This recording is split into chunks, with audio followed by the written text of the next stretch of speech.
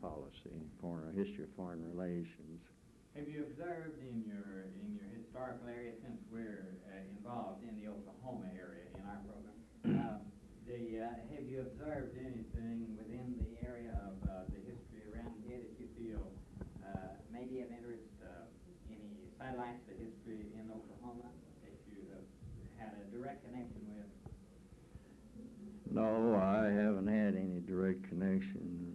Anything. One of the major impressions that I have borne has been the change in agriculture. When I came to Payne County, the homesteaders' houses were still on most of these 160 acres around here. There are a lot of them living on the farm. The Depression came on. A lot of them trying to grow cotton. And during the Depression, of course, following, cotton culture has disappeared around here. And most of these homestead cabins have disappeared. They're in a state of repair and relatively few homes seen out in the country anymore. And of course, this is not confined to Payne County, I know, but there's been a tremendous change in their agricultural pursuits in this area. And of course, many of those farmers were poverty-stricken during the Depression, and I presume that they've improved their lot by moving. This I don't know. Can you think of any others? What do you feel the major differences in the university when you came here and today? Well, now we had to sort of limp along during the Depression in the 30s, and of course we were still in that when I went into the Air Force in July 1942. I don't feel we made much progress here during the Depression, except, of course, we had better leadership in Dr. Bennett and in some of the schools on the campus. And after the war, I came back here in the fall of 1945. Of course, we had this great influx of GIs. Dr. Bennett was determined to take care of those and build a lot of temporary buildings, concert huts, and moved in the housing from government housing from factory sites and whatnot to house the married students, the GIs.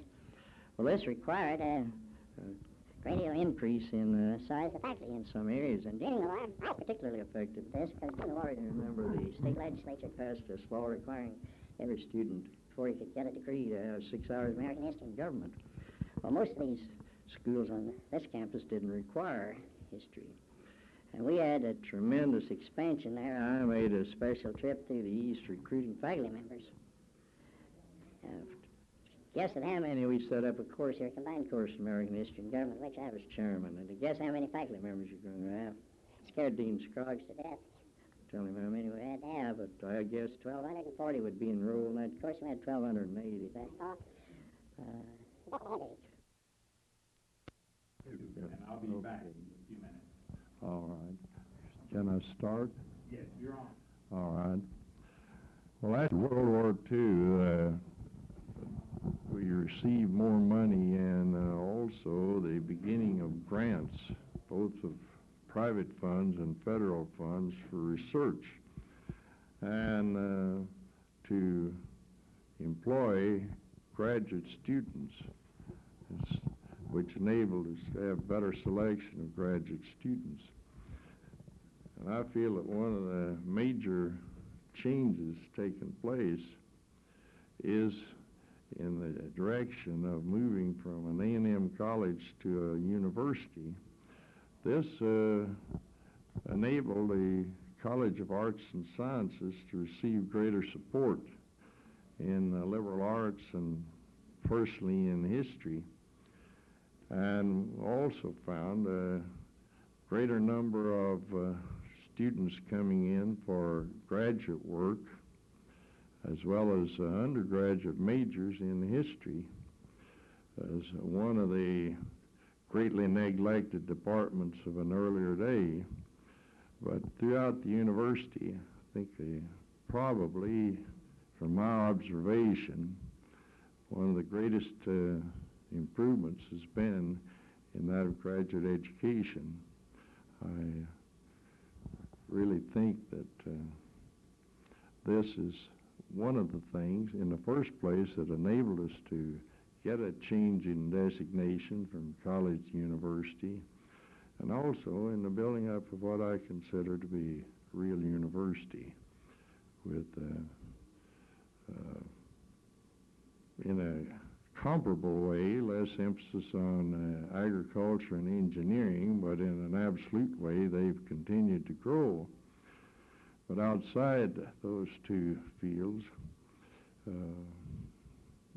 expansion of graduate work and of advanced, the expansion of in advanced work for undergraduates in many of the fields of the liberal arts and in some of the areas that are encompassed in the College of Business now, particularly economics. This, I feel, has been of great importance to the university and also to the state of Oklahoma. Of course, this also been a factor in ability to recruit probably better personnel, men who want research opportunities extended to them before they take positions in a university. This, of course, has taken place during a period of expansion when those people coming out of the better universities with PhD degrees could pick and choose more than they can probably right now. And I understand we're developing a surplus of these people, and they don't have so much, at least they don't have such a wide choice of positions anymore.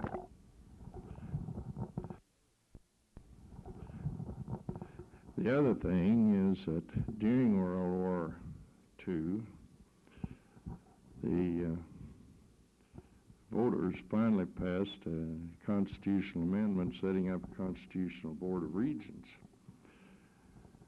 I feel that Dr. Bennett and Senator Kerr, who was governor at the time, Governor Kerr, were large extent responsible for getting this voted on in a special election where the silent vote didn't kill it. But this has led to improved administration and a greater freedom of action. Of course, one expects a certain amount of politics in a state university. You do have to get appropriations, but it's of a different level and a different ethical atmosphere in which this takes place to what it was in the earlier days. This, I think, has made possible greater stability and a feeling of stability, and also confidence on the part of the faculty to pursue their work without the fear of intervention of politicians who had selfish axes to grind.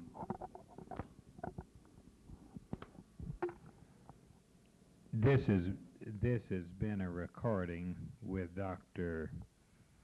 A.O. Hilton, retired professor of the History Department, Oklahoma State University. The date is November 10th, 1970.